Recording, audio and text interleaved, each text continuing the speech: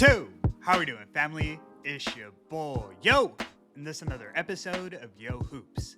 I go through every NBA game every day. Today's Saturday, April 4th, and we have a 3-game NBA card. I'm going to walk you through my thoughts and let you know what sides I like, so please leave a like, subscribe to the channel, and let me know your favorite game in the comment section below. Without further ado, let me get into today's games.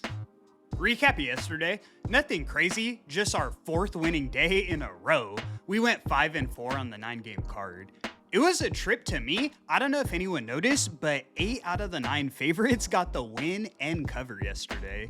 The only favorite that lost was the Pelicans in that last game. Besides that, all favorites across the board. That's pretty uncommon, but at the same time, teams are focused on playoff seeding, so it makes sense that we're finally seeing the good teams locked in. I'm now 14-10 on every game played in April. Let's keep the momentum rolling into the playoffs. Lighter card today, but I'll try and knock it out the park per usual. In our first matchup of the afternoon, we have the San Antonio Spurs in Denver taking on Denver Nuggets. Spurs are minus 125 on the money line, and the total is 243.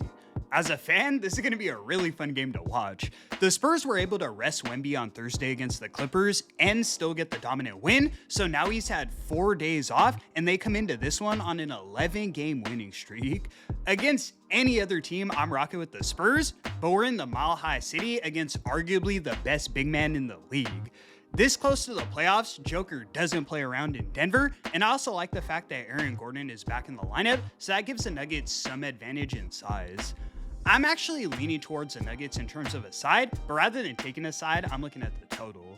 I've mentioned it over the last few weeks, and we stay cashing, but the Nuggets play zero defense.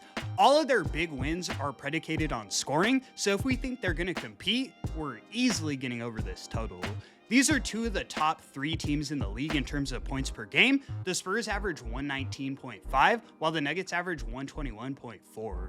You pin these 2 teams against each other in a motivated spot, and we're getting a 260 total. I'm taking the Spurs and Nuggets over 243 as my first selection of the afternoon. Up next, we have the Washington Wizards in Miami taking on Miami Heat. Heat are minus 2,000 on the money line, and the total is 245.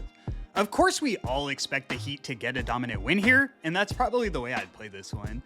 I wanted to roll with Bam to go over 23.5 points, but when I think about it, it's probably more likely that they blow the Wizards out and bring in their bench.